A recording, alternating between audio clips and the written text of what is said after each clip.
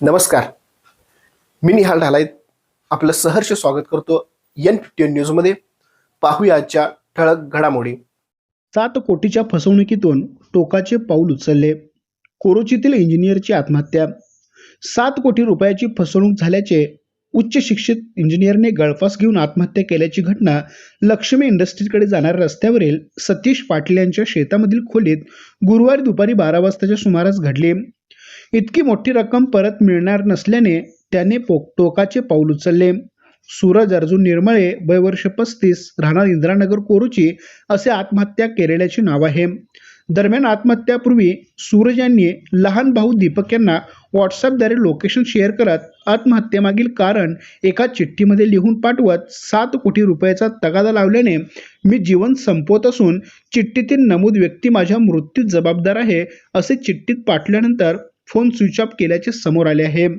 दीपक निर्मळे हे परगावी कामानिमित्त असल्यामुळे घराशेजारी राहणाऱ्या मुलांना फोन करून दादांनी मोबाईलवर पाठवलेल्या चिठ्ठीतील लोकेशननुसार त्या ठिकाणी जाऊन पाहण्यास सांगितले. सदरचे लोकेशन हे लक्ष्मी इंडस्ट्रीकडे जाणाऱ्या पाटील यांच्या शेताजवळ असल्याचे समजले. त्या ठिकाणी जाऊन मित्रांनी पाहिले असता निर्जळस्थानी एका खोलीमध्ये गळफास लावून घेतलेल्या स्थितीत सूरज आढळले. त्याचे भाऊ दीपक हे दुपारी 1च्या दरम्यान घटनास्थळी पोहोचले. या घटनेची माहिती मिळताच शहापूर पोलिसांनी घटनास्थळी येऊन पंचनामा केला. यावेळी सूरज याच्या पॅन्टच्या खिशामध्ये चिठ्ठी आढळली. या चिठ्ठीमध्ये 7 कोटी रुपये एका इसमाला दिले होते. वारंवार पैसे मागून देखील पैसे देण्यास तयार नव्हता. दमदाटी करून कुटुंबात जीवे मारण्याची धमकी देत होता. म्हणून आत्महत्येशिवाय पर्याय नव्हता. माझ्या मृत्यूस तो इसम जबाबदार आहे. सदर चिठ्ठीत त्या इसमाच्या नावाचा उल्लेख केला आहे. 1 महिन्यापूर्वी सूरज यांनी घेतलेली 4 चाकी गाडी इचलकरंजी येथील एका इसमाने पैशापोटी घेतली आहे.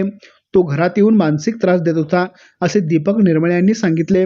सदरचे 7 कोटी ही एवढी मोठी रक्कम मित्रपरिवार व नातेवाईक यांच्याकडून व्यवसायासाठी घेऊन सूरज यांनी इसमास दिले होते अशी घटनास्थळी चर्चा होती.